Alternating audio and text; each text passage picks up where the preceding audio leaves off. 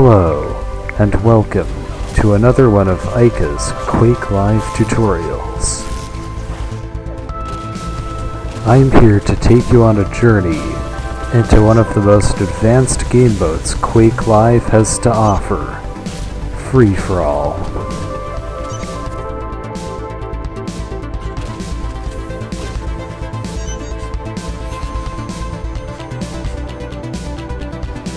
One of the more subtle and nuanced game modes that Quake Live has to offer. Free-for-all. Minutes to learn, but a lifetime to master. I'm here to teach you the tips and tricks that might not seem apparent,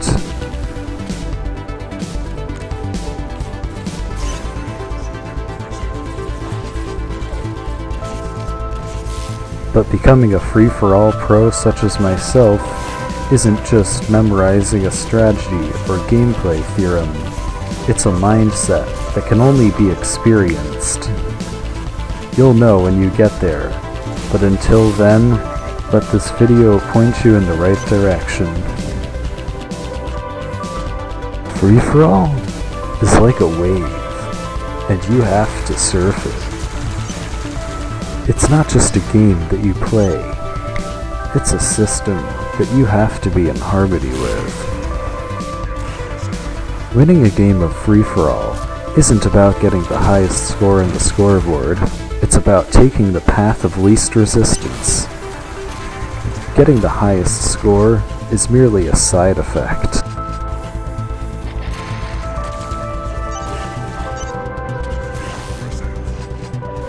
I was so in tune with the cyber world around me that after this game, the admins banned me.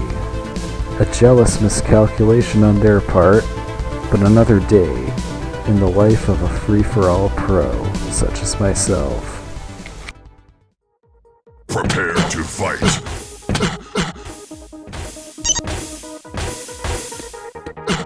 3, 2, 1, fight.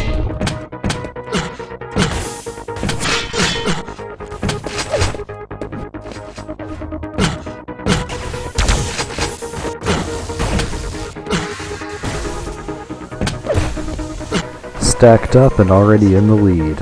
With a little practice, you too can tune into cyberspace this quickly as well.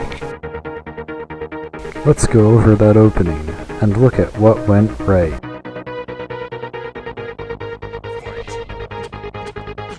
Only 3 seconds into the game, and I've already picked up a stack advantage, giving me more health than all of my enemies. Next up, a weapon advantage.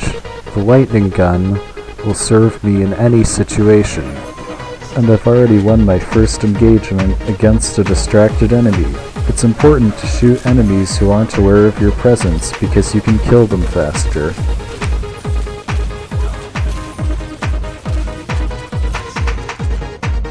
An important lesson in free-for-all is to never give up a fight. Keep firing, because you just might win. Even though I lost all my health, it's easy to come back if you know where all the health locations on the map are. In campgrounds, you can loop through the Pillars region and then go back to the center to regain 75 health. Blazing down the Quake Live cyber highway isn't about trying to get frags, it's about trying to get stack. The basis of all Quake strategy and gameplay revolves around obtaining the most stack. Let's take a look at the stack distribution on campgrounds.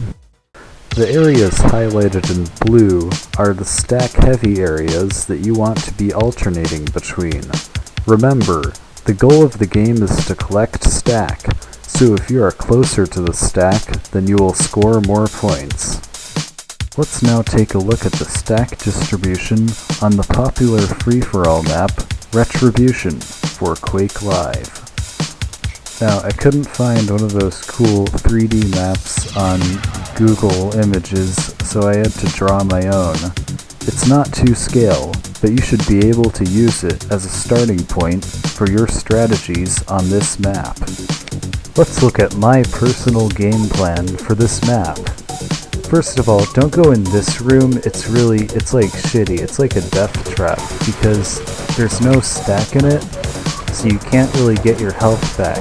And this is a map that doesn't have a lightning gun, and you're in a wide open area, which puts you at a disadvantage.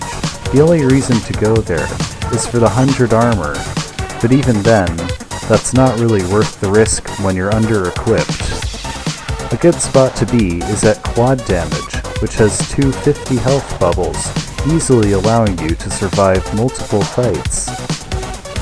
It also leaves easy access to the mega health, which gives you another full stack of 100 HP.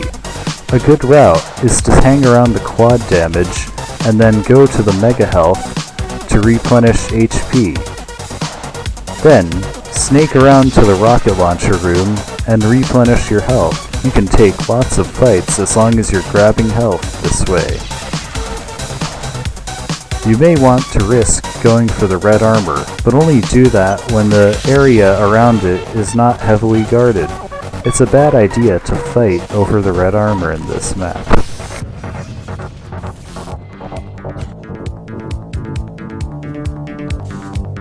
But being good at Quake isn't just about memorizing item patterns and item theory.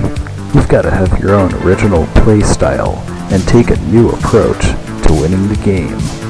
The only way to win is to think outside of the box and keep ahead of the competition.